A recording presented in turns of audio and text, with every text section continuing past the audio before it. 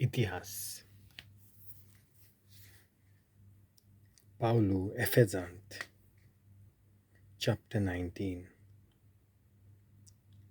अपोलो कोरिंतांत आसतना पावलू उत्तरीच्या देसांनी भोंवून एफेजाक पावलो. हांगा ताका थोडे शीस मेळ्ळे. ताणें तांचे कडेन विचारलें, तुमी भावार्थ दवरलो तेन्ना पवित्र आत्मो तुमकां घेवंक ना? तांणी जबाब दिलो, ना, पवित्र आत्मो आसा म्हूण पर्यान आमी आयकूंक ना. ताणें तांकां विचारलें, तर तुमी कसलें स्नान घेतलां? तांणी पोत्तिपाल केलो, जुआंवाचें. पावलून म्हणलें, जुआंवान जिवीत बदलपाचें स्नान दिल्लें, पूण आपणा फाटल्यान येवचो आसा ताचेर म्हणजे जेजूचेर तांणी भावार्थ दवरूंक जाय म्हूण ताणें सांगलें. हीं उतरां तांणी आयकल्या उपरांत सोम्या जेजूच्या नांवान तांकां पवित्र स्नान दिलें. पावलून तांचेर हात दवरले तेन्ना तांचेर पवित्र आत्मो देंवलो आनी ते परक्यो भासो आनी देवाचो संदेश दिवंक लागले. ते सगळे मेळून सुमार 12 दादले आसले. देवस्थानांत भितर सरून 3 म्हयने तो काळजीदारपणान उलयत आसलो आनी देवाच्या राज्या विशीं तांचे लागीं वाड विवाड कोत्तालो आनी खात्री दिवंक वावुरतालो.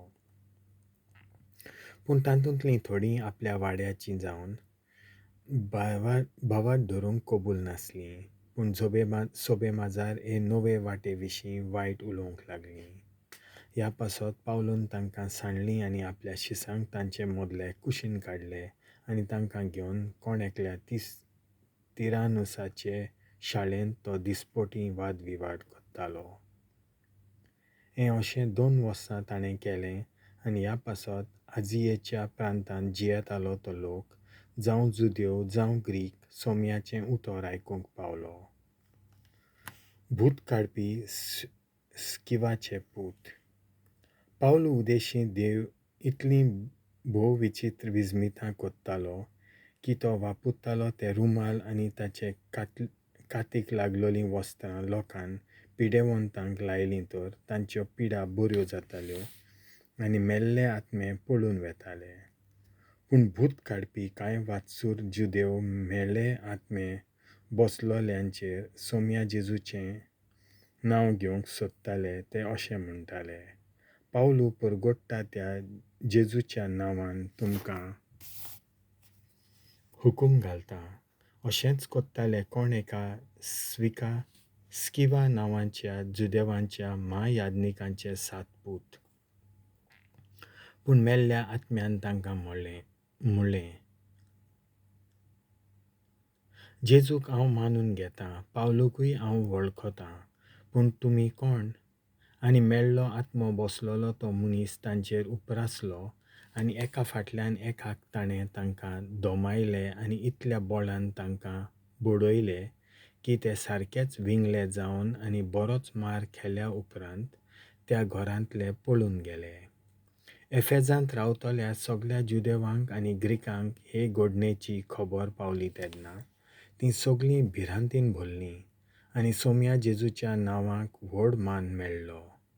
भावार्ती जाल्लीं तांतलीं पुष्कळ जाणां फुडें सरलीं आनी आपूण कसल्यो आचारी चाली पाळटालीं त्यो सोबेमाजार सांगूंक लागलीं.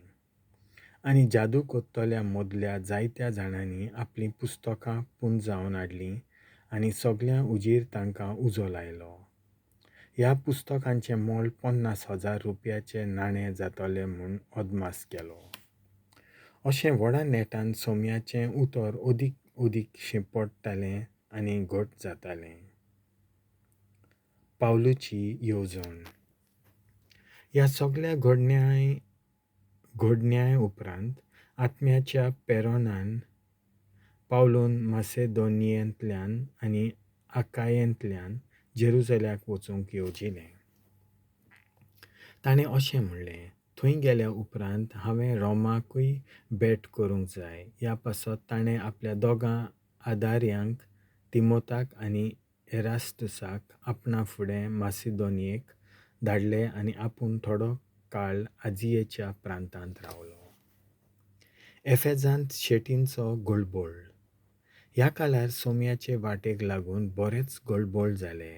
देमेत्रियूस म्हणलोलो एक शेत शेत आर्तेमीस देवीची रुपयाची मुर्ती पेटोलां कोत्तालो आनी ह्या ताच्या धंद्या वरवीं ताच्या कामदारांक खूब फायदो मेळटालो.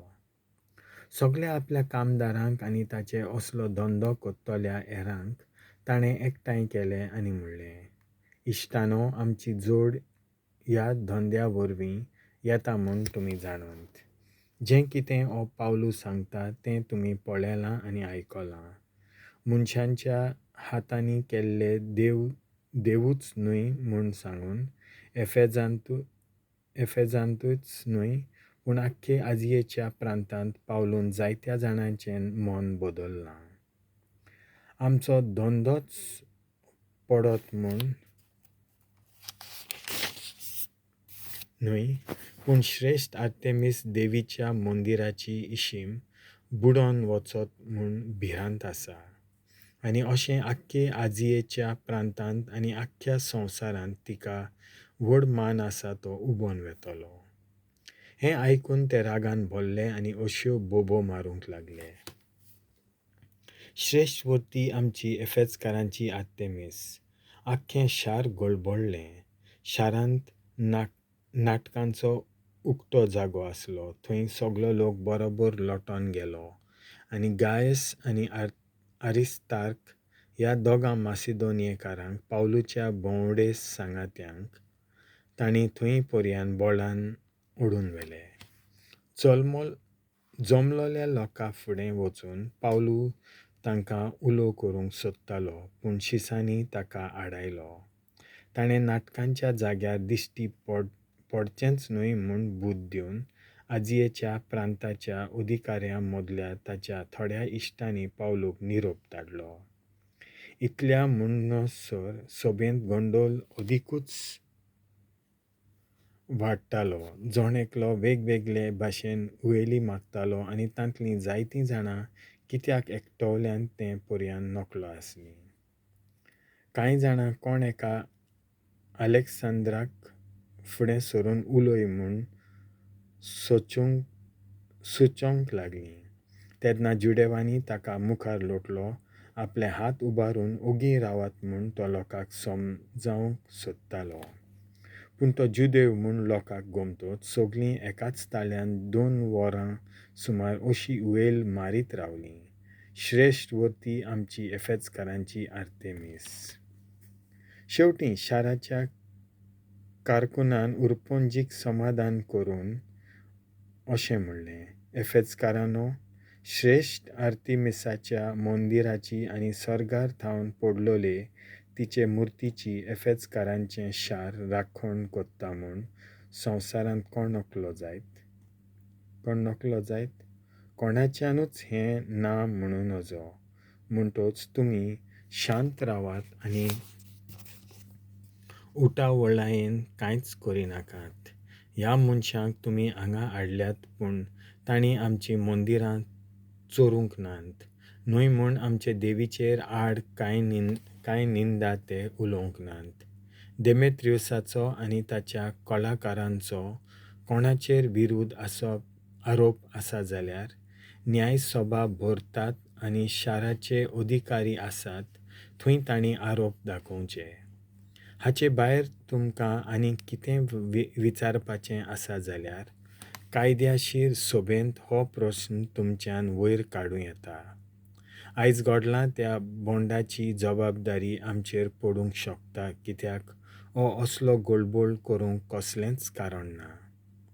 अशें सांगून ताणें जमलोल्या लोकांक परतून धाडलो. देवाचें उतर हें